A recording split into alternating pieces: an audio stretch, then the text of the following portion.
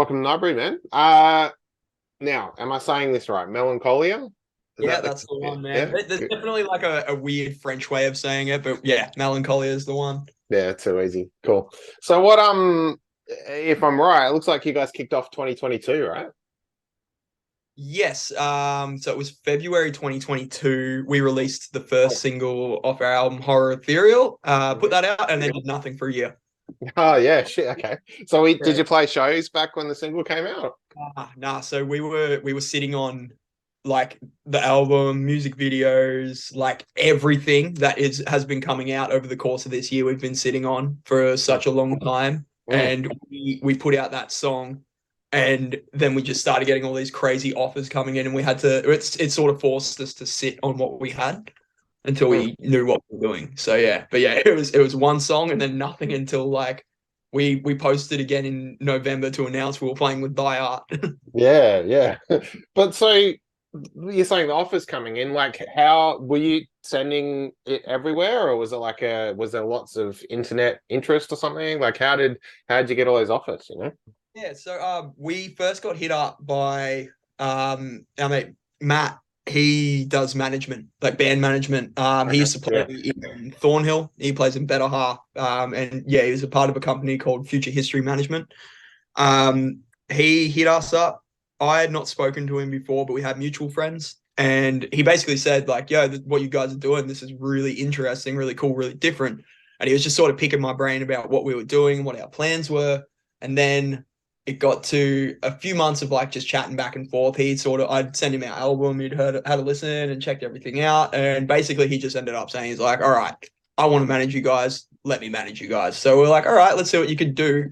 And this was as we were planning to release the next music video, only a couple of months after Hmm. the first one. He pitched it to labels, and Grayscale came back first, and they were like, "We're very interested in this." And as soon as Grayscale came to the table, Nuclear Blast came to the table, Hmm. and then it was a good like 5 to 6 months of just back and forth on negotiating deals. Hmm. And I'm glad we took our time with it, but Hmm. in that time, we were just holding on, being like, God, we need to put out more music. Hmm. Yeah, we were sitting on music videos, we had merch designed, everything was ready to go. But yeah, we just had to sit and wait to make sure that all went through right, so that it gave it the best sort of platform. Yeah, cool. So talking music videos, the first one for Horror Ethereal, you guys are in a bathroom, like a Yeah. gross looking toilet, right? Yeah. So tell So us about that, how'd that all come together? It looks cool, like it comes through, you know? thanks, man. So that one, we pretty much were like, I knew when we shot that like when I was coming up with ideas for that video, I'm like, it needs to look this certain way, and I kind of came to the conclusion it needs to look like Saw, like this Yeah, bathroom. sure, yeah. Hmm. And my partner at the time, she went, "Oh, let me have a look." And she's like, "What if you just went to an escape room? There was a Oh, yeah. Saw escape Yeah. room." Yeah. And we hit them up, and they were like, "Yeah, sure, sweet, come down. You can shoot a video in here. We'll block it out for the day." And now we've got a working relationship with them, which is cool. We actually did portions of the video for Noor. That's all the stuff where it's like down a hallway and in little rooms. Like that's all done in one of their other locations. So we've Hmm. actually got a really good working relationship with them now, which is sick. They're called Rush Escape Rooms. Quick shout out, Yeah, legends. yeah, nice. That's cool. So you're saying, you had the videos, ready to go, holding on to them till you got a deal in place. Like, History Rotten Teeth, the album was like, did you tweak anything, or was it mastered differently or anything before, Nuclear Blast and that put it out?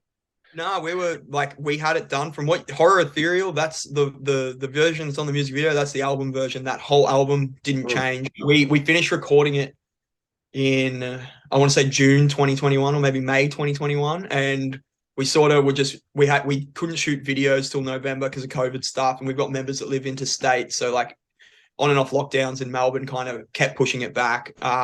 We got the boys down, filmed 2 music videos, was able to release one in February, but yeah, nothing changed when we sent it off to labels. It was as you hear it now is how it was when we left the studio. No.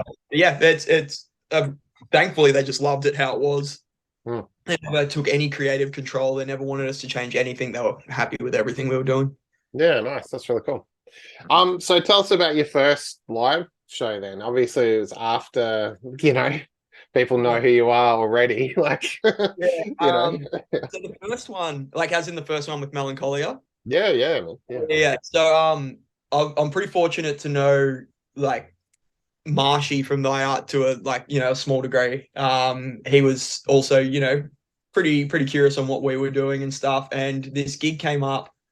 Like Thy Art had announced they were doing their Decade of Hate tour, and they announced they were going to do a sideshow. My friend Alessio from Starve messaged me, and he said, "Yo, we've just been put on this Thy Art show.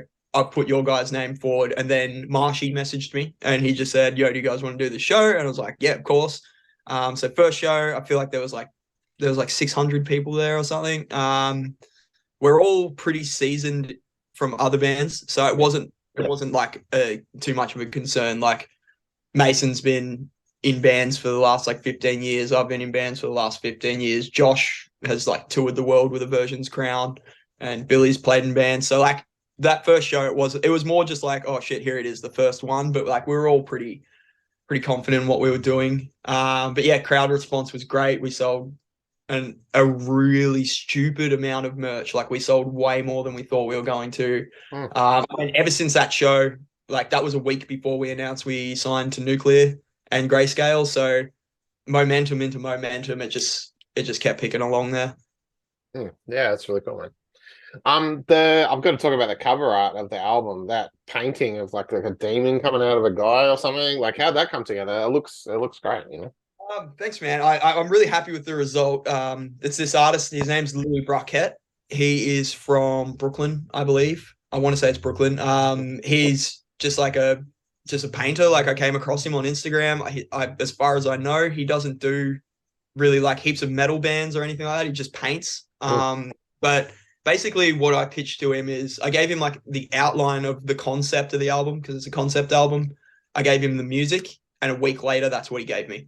So the idea is it's basically like a deity or a god or a devil or whatever you want to call it, trying to rip itself out of the human form. And there's pain on both ends. That was essentially what I'd given him for an idea, and he just nailed it straight out the park.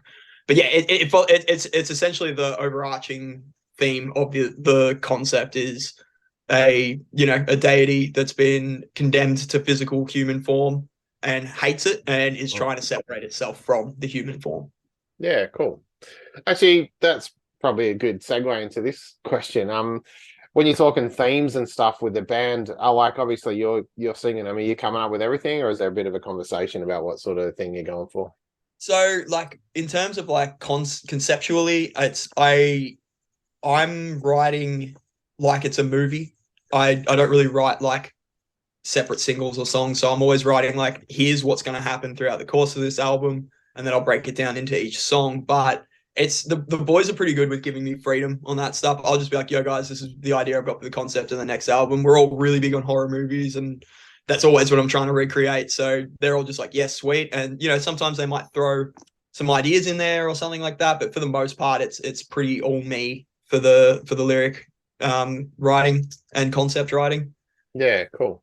And I sort of asked before, but how did Melancholia start? Like you were all playing in different bands, that kind of thing. Did you have a specific idea, like we want it to, be this thing, like that we're gonna aim for?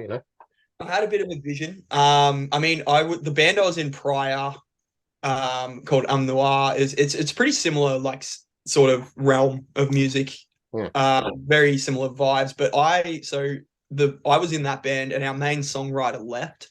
I originally started writing the music for Melancholia, intending it to be that band. Like I was just going to continue it on. But as I started writing demos and stuff, it was feeling way less like that. So I basically just kept writing. I didn't know what I was doing. I was just writing for like catharsis sake. And then I got to the amount that was like an album's worth and went, oh, I could actually like start a band. So I started like thinking about members and stuff like that. And it ended up being like this whole thing of like, well, I'm friends with this dude. He might live in a different state, but I know he'll give 100%. So he's coming into the band. And it was just that sort of thing, like just pulling in people I knew that were as invested in it as me and wanted a similar vision on it musically. Yeah, that's cool. That's good. So away from Melancholia for a minute, what are you checking out lately? What have you been listening to? It's probably a pretty anticlimactic answer, bro. I've been listening to a lot of SoundCloud rap, a lot of rap, a lot of Yeah, hip okay. hop. Yeah, I I listen more so these days. I'd say it's like 60% rap, 40% metal. okay. I do kind of like it that way too, because I feel like it doesn't like dilute my writing abilities, because I'm the one writing the instrumental side as well. So the last thing I want to do is write something that just sounds like this band or that band. Like I'm always trying to express it as purely as possible. So yeah, the rap kind of helps. It also it's good for me vocally. Like I get a lot of patterning ideas from it. But I've been listening to, just for namesakes, like Suicide Boys, been a big one, Bones. From a metal perspective, I've been going back to Cattle Decapitation, especially because of the tour, and Fallujah. Fallujah were a massive influence on me for our first album, just atmospheric wise. So I've been going back on that, and a bit of like old Atreyu, like the first 3 Atreyu albums. They're like cool. Yeah, my favorite albums. But yeah, that's pretty much. It's mostly been trap. I've pretty much just been listening to rap and trap for like 2 months straight now. yeah, cool. So you're saying you write the music as well? Like, what's the like I don't know, you're hitting drums and playing guitar and playing bass, and like, how do you sort of translate that for the other band members to get into? Okay, so like I did audio engineering in uni. So I do have like a relative understanding of, recording and engineering and stuff like that. So what I'm basically doing is I've got like a little studio set up at home. I'm actually, funnily enough, I'm like predominantly more of a guitarist than I am a vocalist. Okay. So I've been playing guitar since I was like 12 years old. So like 17 years. Mm. So I'm basically just sitting here with Reaper open, just hitting record till I get a riff. And then I just program drums for the writing sake, and I put bass on it, add in like all the little pads and choirs and synths and all that kind of stuff. And then I give it to the boy. I don't give it to the boys until I've finished it in demo form. Like I'm like, here's a full song. What do you think? More like, there's not really ever been a time where they've come back and been like, I don't like that, or change this section, change that section. Usually it's just thumbs up all round. I'll do a few iterations, like I'll redraft the song and change bits I don't like. And then we take it to our producer, Declan, and then it's further worked on from there. And then it's tracked for real. Sorry, excuse me. No, you're right. Yeah. But yeah, that's pretty much it. It's just basically me sitting in my room, being manic for 6 months straight. I usually write in periods of time. I don't just like, do it a couple of nights a week or whatever. I'll obsessively write for months on end until I've got to give you an idea, Hiss, like our first album, I wrote 19 songs and cut it down to 8. This next one I'm working on, so far I've written 14 songs. And where that goes from there, we're still yet to decide. But I'll do it. I did both of those in like 6-month periods, and then I don't really write music until it's time to write another album again. So yeah, it's just like obsessive for a few months, and then it's nothing. Yeah, no, that's good, man. Nothing wrong with that. That's cool. So you mentioned Declan before. How'd you get together with him? Is he someone you've known from, being in other bands and that kind of thing? I've known Declan since I was 15 years old. Me and him both grew up in regional Victoria. Yeah. I was in a little like deathcore band back in the day when I was I was probably like closer to 16 at this point. And Declan lived like 35 minutes from me, and I knew him from MySpace because I liked his band, and like I noticed he had done all the production for his band. So I think I was the first person outside of his actual band to get him to record. I came down and recorded, and now he's like that's his job. He's a full mix master engineer. But yeah, he's like downstairs in my lounge room right now, just hanging out. So we're like, pretty close, me and Deck. We've been friends for a very long time. Yeah, that's cool. So yeah, obviously you got, Cattle Decapitation Fallujah support coming up, which is huge. You guys been like jamming, getting ready, yeah? It's definitely massive. But 2 of our members live interstate. We've got Mason lives in Adelaide, Josh lives in Wollongong, and me and Billy live here. So what we do essentially is before any show, any tour, the boys fly a couple of days earlier, and we just rehearse like 8 hours. Yeah. We're all on in-ears, like we've all got the clicks and all that kind of stuff. So like when we're practicing at home, it's no different to us practicing in a room. It's just to make sure that we've got it tight. We're all on the same page. Me and Billy do like 2-man rehearsals. Like I'll go over to Billy's house with the backing track rig, and we'll just be on ears, and it's as if we're playing along with the other members anyway, because it's we've got the ability to hear it in our ears. So we do that. But for the most part, like we all just sort of practice in our own time. But with the cattle tours, that one's massive. Like cattle being, well, Travis Ryan is like my favorite vocalist. That is amazing. So he's unbelievable, and like especially he's 48 and he sounds like that. It's unbelievable. He's just an absolute pioneer. So yeah, it's nerve wracking. I'm more just excited to get out there and just make a bit of a name for ourselves. It's bigger rooms than we've played. Like I think Sydney's like a 1,100 cap room or something like that, and even the one in Perth is like 700 or something like that. So we're going to be playing some good stuff.